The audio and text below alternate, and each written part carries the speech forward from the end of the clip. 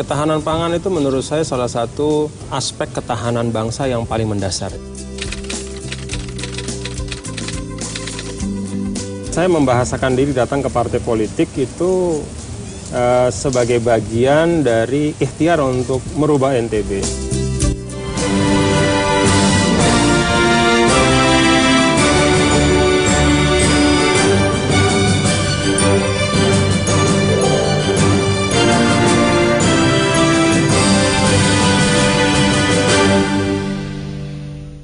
Assalamualaikum Pak Gubernur. Waalaikumsalam. Mohon maaf menunggu lama di rumah Pak Gubernur. Ini kan seperti rumah kedua ya Pak ya? Iya, alhamdulillah. Ini anjungan NTB di Taman Mini.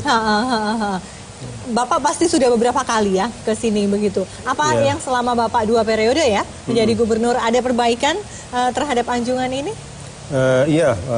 Cukup banyak perbaikannya, tapi biasanya sih kita memperbaiki itu dalam bentuk melengkapi alat-alat musik yang ada. Karena kan anjungan ini salah satu yang paling penting itu bisa menampilkan keragaman dan keindahan budaya NTB.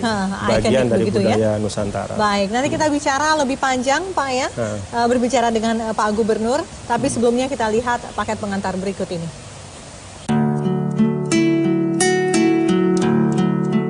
Gubernur Nusa Tenggara Barat, Dr. Tuan Guru Haji Muhammad Zainul Majdi atau yang akrab disapa Tuan Guru Bajang mulai mencuri perhatian publik ketika namanya masuk Museum Rekor Dunia Indonesia sebagai gubernur termuda di Indonesia. Saat dilantik pada 17 September 2008, usia Tuan Guru Bajang baru 36 tahun 3 bulan 17 hari. Meski memimpin daerahnya di usianya yang terbilang muda, tapi Tuan Guru Bajang mampu menunjukkan prestasinya dengan meraih penghargaan atas keberhasilannya membangun Nusa Tenggara Barat. Salah satu penghargaan bergengsi yang diterima Tuan Guru Bajang adalah penghargaan di bidang pangan dari Presiden Republik Indonesia atas prestasi meningkatkan produksi padi P2BN lebih dari 5 tahun pada tahun 2009. Penghargaan ini merupakan pengakuan sekaligus bukti nyata program dan kegiatan pembangunan di Provinsi Nusa Tenggara Barat telah memberikan dampak yang nyata di tengah masyarakat. Bahkan, Nusa Tenggara Barat dikukuhkan sebagai salah satu daerah super fokus peningkatan produksi beras nasional.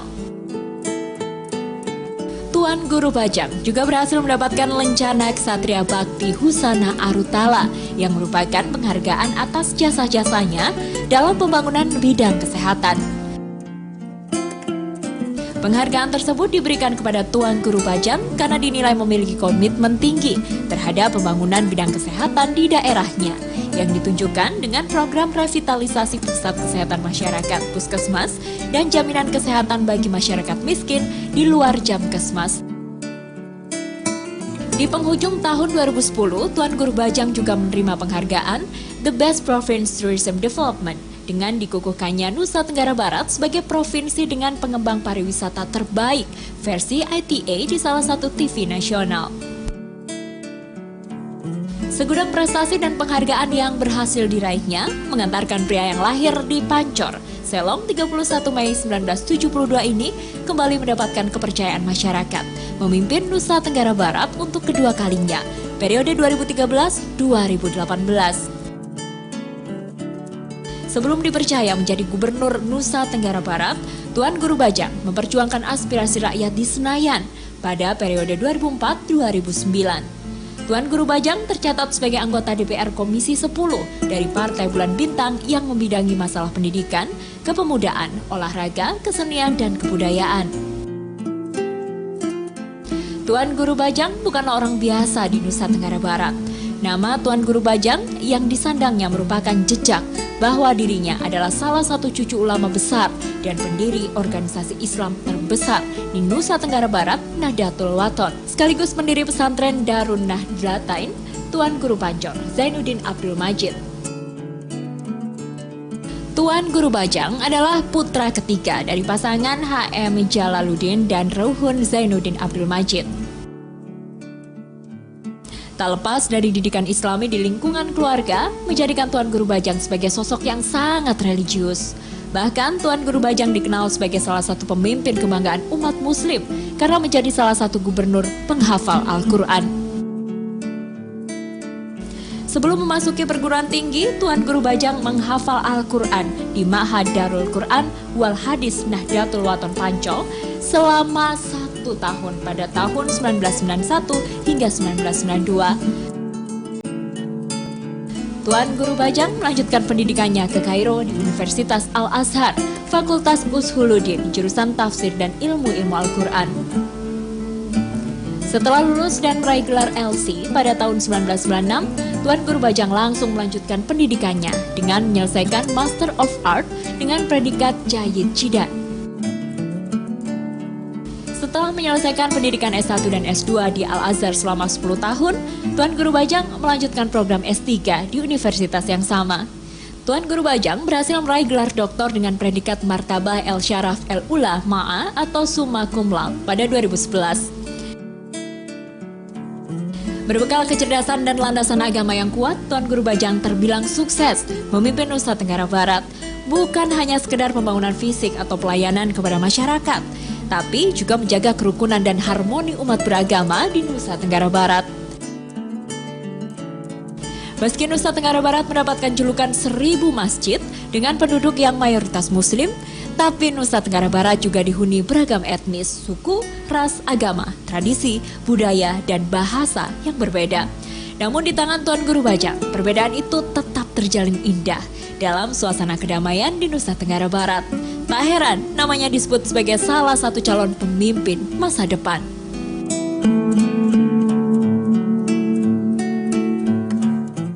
Ya, di tokoh kita kali ini bersama dengan Gubernur NTB Muhammad Zainul Majdi, Tengku Guru Bajang, Tuan Guru Bajang. Tuan Guru Bajang itu adalah nama panggilan Pak Gubernur, begitu ya. Apa yang membuat nama itu melekat ya, Pak Gubernur? Kadang-kadang kan penyebutan oleh masyarakat itu just happen gitu, ya tiba-tiba aja melekat gitu. Tapi arti dari Tuan Guru Bajang itu sebenarnya Tuan Guru Muda.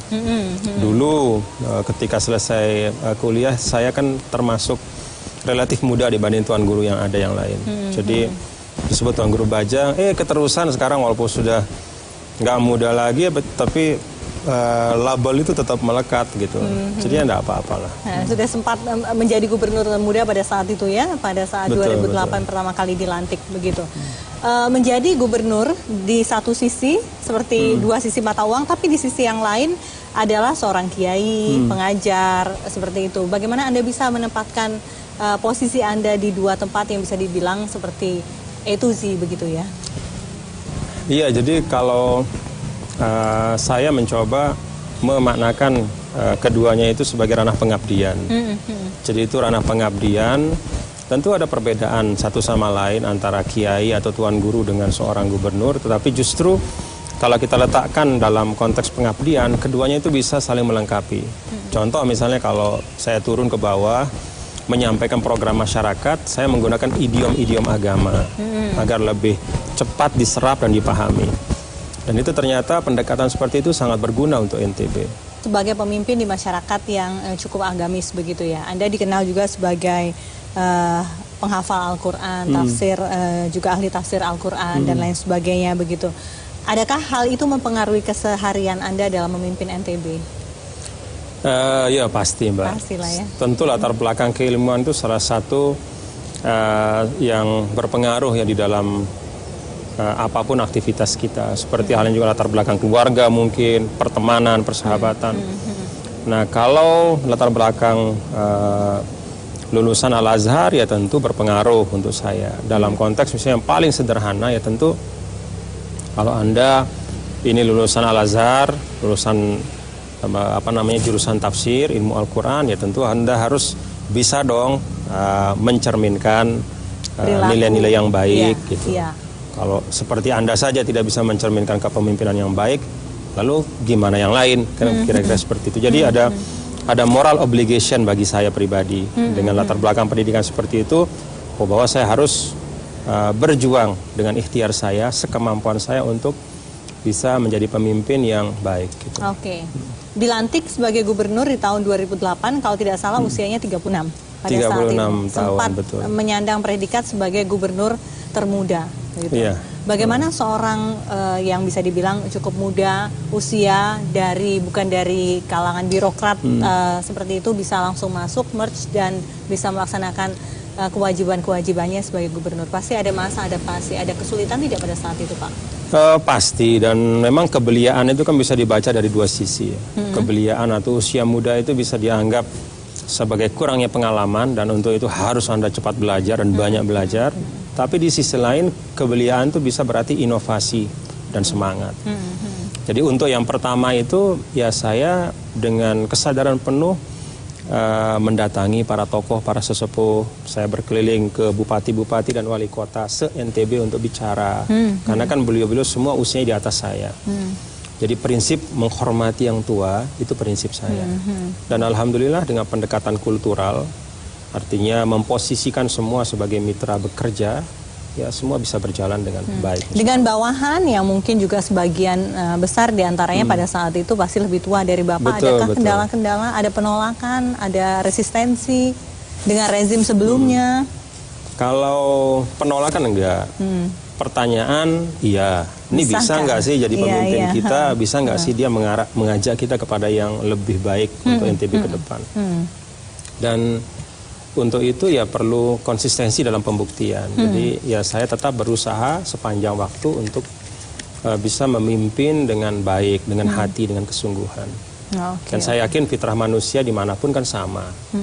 Artinya memang menerima baik terhadap sesuatu yang memang mengandung kemanfaatan. Itikadnya baik seperti itu. Betul. Ya. Oke.